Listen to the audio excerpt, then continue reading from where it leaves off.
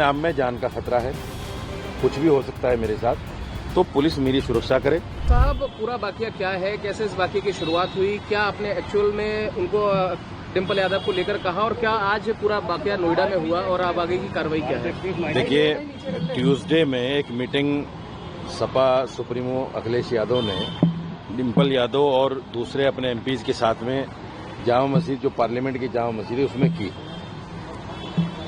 और फोटो एक वायरल हुआ।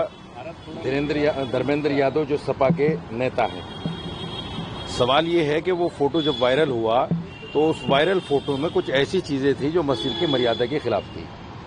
हमने उस पर इस्लामिक मान्यताओं को बताते हुए कि भाई ये मस्जिद की मर्यादा के खिलाफ है, लेकिन उसको जिस तरह से बढ़ा चढ़ा के पेश किया गया, वो मैं समझता हूं कि उसकी वजह से सारा विवाद उत्पन्न हुआ है। मैंने विस्तार से उसको समझाया कि इस्लामिक मान्यताएं क्या हैं, इस्लाम क्या कहता है इस बारे में। तो उस पर जो है प्रोग्राम पूरा जब फिनिश हो गया, प्रोग्राम फिनिश होने के बाद में 2-3 लड़के मेरे पास स्टेज पे आए और उन्होंने बिना कुछ पूछे गाछे जो है मारना शुरू कर दिया और ये इंसिडेंट हुआ। फिर कुछ लोग बीच में आ गए और वो लड़के भाग गए।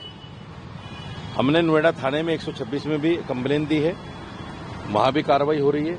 अब मैं डीसीपी सेंट्रल के पास भी आया हूं। यहां आने का मेरा मकसद ये है कि जो परसों तरसों से मुझे फोन आ रहे हैं, धमकियां मिल रही हैं मारने की और पता नहीं किस तरह की गालियां निकाल रहे हैं, मैं इसलिए आया हूं ताकि मुझे अपने आप में जान का खतरा है, कुछ भी हो सकता है मेरे साथ, तो पुलिस मेरी सुरक्षा करे। और जो भी लोग इस तरह का कार्य कर रहे हैं, किसी को भी कानून अपने हाथ में लेने का अधिकार नहीं है। इसलिए जो लोग कानून अपने हाथ में लेना चाहते हैं, पुलिस उनके खिलाफ कार्रवाई करे और मुझे सुरक्षा प्रदान करे। मौलाना साहब, जिस तरीके की बातें चल रही, चाहे सोशल मीडिया हो चाहे नेताओं के बयान हो, क्या आपको लगता है शब्द का इस्तेमाल गलत हो गया या शब्द कुछ और इस्तेमाल हो सकता था इसकी जगह? नहीं, देखिए, शब्द अगर जोड़ते हुए कि इस्लामिक मान्यताएं ऐसी क्या है जिनके अगेंस्ट डिम्पल? नहीं, देखिए, शब्द हो सकता है कुछ ऐसा हो गया हो, लेकिन मेरा मकसद किसी को तकलीफ पहुंचाने का तो था नहीं। मैं तो सिर्फ ये कहना चाहता था कि इस्लामिक मान्यता ये है, जैसे इकरा हसन बैठी हुई थी बराबर में,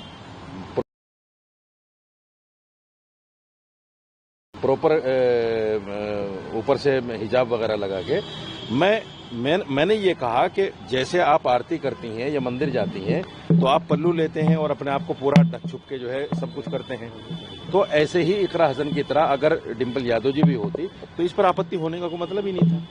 सवाल ये है कि उस फोटो को लेकर वायरल करने की उन लोगों को जरूरत क्या थी? जब वायरल होगा तो उस पर तो बात तो होंगी। बात होने का मकसद ये तो है नहीं कि किसी की जान के पीछे पड़ जाओ, किसी के साथ मार पिटाई करो, कानून अपने हाथ में लो। जो भी है, अगर आपको मेरे बयान से आपत्ति थी तो आप कोर्ट जाते। मेरे खिलाफ एफआईआर हो गई है, एफआईआर में देखा जाएगा जो भी होगा। एफआईआर पर जो है ऐसा तो है नहीं कि भाई एकदम कार्रवाई होगी, पूछा जाएगा, देखा जाएगा क्या है इस्लामिक मान्यताएं, क्या है क्या नहीं है, वो सब कुछ होने वाला है।